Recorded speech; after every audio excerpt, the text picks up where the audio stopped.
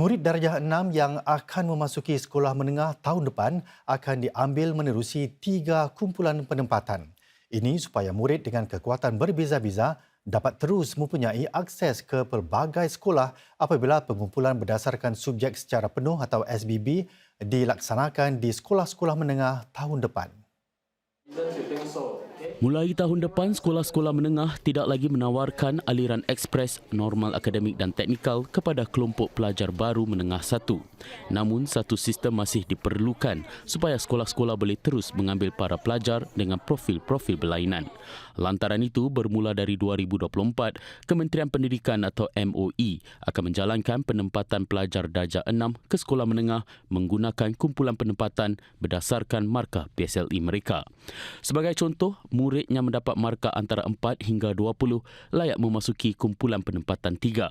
Sebaik saja murid tahu kumpulan penempatan masing-masing, mereka boleh menilai peringkat subjek yang ditawarkan kepada mereka iaitu AM atau General 1, 2 atau 3. Ini secara amnya berpandukan kepada aliran ekspres, normal akademik dan normal teknikal. Bagaimanapun, Menteri Pendidikan Chan Chun Sing menekankan bahawa sistem ini berbeza daripada sistem sekarang. Unlike streaming, posting groups will only be used to facilitate admissions and to determine students' initial subject levels for most subjects at the beginning of Sec 1. Beyond that, posting groups will not shape the secondary school experience. Currently, students may choose to take certain subjects at a more demanding level if they are eligible. Under FSBB, this flexibility has been expanded to more subjects. Dan sebaik saja murid memasuki sekolah menengah, mereka akan ditempatkan dalam kelas dengan pelajar berbeza-beza. Ini memberi mereka peluang untuk berinteraksi dengan rakan daripada latar belakang dan keupayaan berlainan. Mengulas mengenai pendidikan politeknik pula, MOE menyatakan lebih ramai pelajar akan diberi akses kepada program asas politeknik mulai tahun akademik 2028. Sehingga 2,600 pelajar akan layak setiap tahun berbanding 1,700 pelajar sekarang ini. MOE juga sedang menyimak kriteria kemasukan bagi pelajar tahun pertama politeknik. Sementara itu, MOE menyatakan pelbagai perubahan sedang dilaksanakan ke atas kurikulum GCE-A dan kemasukan ke universiti berautonomi. Antara perubahan itu ialah bermula dengan kohort pelajar JC1 atau Prayu 2 tahun depan, kerja projek atau PW akan dinilai sebagai lulus atau gagal. Para pelajar perlu lulus kerja projek mulai 2026 untuk layak memasuki universiti berautonomi. Bagi markah kemasukan Universiti UAS, markah maksimumnya buat masa ini adalah 90 mata. Namun mulai 2026, markah maksimum UAS adalah 70 mata. Ia akan merangkumi 3 subjek berdasarkan kandungan dengan kertas AM atau GP diwajibkan. Dalam pada itu, mulai tahun depan pula, peperiksaan pertengahan tahun bagi para pelajar maktab rendah dan Institut Milenia akan ditiadakan secara bertahap-tahap. Peperiksaan itu juga tidak akan digantikan dengan lebih banyak penilaian di sekolah. Dalam pada itu, MOE menyatakan lebih banyak usaha akan dilakukan bagi membantu golongan pelajar berisiko. Ini termasuk meluaskan satu inisiatif yang bertujuan meningkatkan sokongan kepada pelajar dari keluarga kurang bernasib baik. Program rangkaian masyarakat Uplift itu bakal dilancarkan ke lagi 12 bandar pejabat khidmat sosial atau SSO. Ini tambahan kepada 12 SSO yang ada. Pelajar berisiko akan dibantu dari segi pendidikan, sementara keluarga mereka mendapat sokongan yang perlu. Peluasan ini dijangka memanfaatkan lagi 1,300 pelajar dan keluarga mereka. Sementara itu, sekolah-sekolah umum dan sekolah pendidikan khas SPED akan bekerjasama lebih rapat lagi bagi memupuk sikap inklusif. Sebagai contoh, golongan pelajar dengan kebolehan berbeza-beza akan diberi lebih banyak peluang untuk berinteraksi.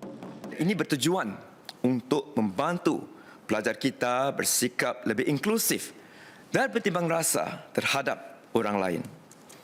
Kami akur bukan mudah untuk mengasuh para pelajar berkeperluan khas. Justru itu, kami akan meneruskan usaha kami untuk meningkatkan pengajaran dan pembelajaran di sekolah-sekolah SPED. Kami akan menyalurkan lebih banyak sumber kepada sekolah-sekolah SPED. Dua lagi sukatan pelajaran SPED bakal dilancarkan tahun ini dalam usaha meningkatkan pengajaran dan pembelajaran di sekolah-sekolah SPED. Fokusnya adalah dalam membina komunikasi dan membangunkan daya tahan. Saudara, perjuangan menyediakan asas bahasa Melayu yang kukuh kepada para pelajar juga disentuh MOE hari ini. Dengan Dr. Maldiki berkata, pihaknya menyediakan lebih banyak peluang menggunakan bahasa Melayu di luar lingkungan bilik darjah. Contohnya, Jawatan Kuasa Pembelajaran dan Penggalakan Penggunaan Bahasa Melayu atau MLLPC telah bekerjasama dengan Kumpulan Kehidupan Liar Mandai atau Mandai Wildlife Group untuk melancarkan program Kembara Nusantara. Program ini menggalakkan pengajaran dan pembelajaran bahasa Melayu untuk kanak-kanak prasekolah. Ibu bapa dan guru mereka melalui kegiatan-kegiatan yang menyeronokkan di Taman Haiwan Singapura. Jadi mereka belajar bahasa Melayu apabila mereka mengunjungi Taman Haiwan Singapura. Kami akan terus menyimak usaha-usaha kami untuk menjadikan pembelajaran bahasa Melayu lebih otentik dengan menggunakan kaedah-kaedah yang kreatif supaya bahasa Melayu terus hidup dalam jiwa para pelajar kita. Bagi anda yang mencari pekerjaan, satu kaedah online baru yang memanfaatkan kecerdasan buatan atau AI dan data boleh anda gunakan pada suku ketiga tahun ini. Versi beta Careers Finders itu akan dilancarkan di portal My Careers Future. Menteri Tenaga Manusia Dr. Tan Sri Ling berkata, kaedah online itu membolehkan penggunanya mendapat padanan pekerjaan yang lebih peribadi. Demi membantu para pekerja platform bergaji rendah mengimbangi peningkatan kepada caruman CPF mereka, pemerintah akan membiayai sehingga 75% tambahan tersebut pada tahun-tahun awal pelaksanaannya. MOM menyatakan mereka dengan pendapatan sehingga $2,500 sebulan dan caruman CPF mereka ditingkatkan dianggap layak. Kadar bantuan akan dikurangkan kepada 50% pada tahun kedua dan ketiga dan seterusnya 25% di tahun keempat. Bantuan itu akan bermula pada separuh kedua tahun depan apabila fasa baru CPF untuk pekerja platform bermula. Mulai Julai ini, had usia kelayakan bagi skim sokongan kemahiran daya kerja atau WSS akan diturunkan daripada 35 kepada 30 tahun. Para pekerja yang menerima gaji sehingga $2,500 sebulan juga kini layak untuk WSS naik daripada had gaji $2,300 sekarang. Tahun lalu, pendapatan sebenar pekerja bergaji rendah tumbuh 4.7% lebih pantas berbanding pekerja bergaji median iaitu pada 2%. Meskipun model gaji progresif PWM tidak dikuatkuasakan sebagai undang-undang, pemerintah ingin memastikan lebih banyak majikan memahami dan melaksanakannya.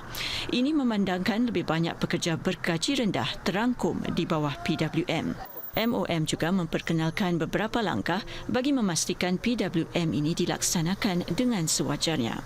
Antaranya menggantung hak istimewa PAS kerja majikan selepas tempoh penyesuaian 6 bulan jika mereka didapati tidak mematuhi PWM. Ini adalah satu tanggungjawab majikan dan saya katakan satu relationship antara majikan dan pekerja, dan jika boleh kita mahu mereka mematuhi, tapi kita juga mahu memberi mereka masa untuk menyesuaikan diri dengan PWM yang baru. Jadi walaupun kita mempunyai PWM yang sedia ada, tapi dari September tahun lalu sehingga Mac tahun ini kita telah memperkenalkan pelbagai PWM seperti PWM runcit, PWM F&B. Pada masa yang sama, kenaikan gaji harus bergerak selaras dengan peningkatan daya penghasilan. Oleh kerana itu, skim latihan akan diluaskan kepada lebih ramai pekerja bergaji rendah. Kita juga memberi sokongan kepada pekerja kita untuk meningkatkan kemahiran mereka melalui skim-skim seperti Workforce Skill Support. Dan bagi pihak majikan juga, kita juga prihatin akan keadaan ekonomi hari ini, di mana kita melihat keadaan inflasi, keadaan kos bisnes yang lebih tinggi, dan pemerintah juga akurlah di mana kita walaupun kita mahu meningkatkan lagi pendapatan bagi pekerja kita, kita juga akan memberi sokongan bagi majikan dari segi PWC atau Progressive Wage Credit Scheme. Para pekerja bergaji rendah yang mencapai kelayakan penuh menerusi skim sokongan kemahiran daya kerja WSS juga lebih kemungkinan meraih gaji lebih tinggi. Lantaran itu, anugerah komitmen latihan bagi kelayakan penuh juga akan dinaikkan daripada $500 kepada $800.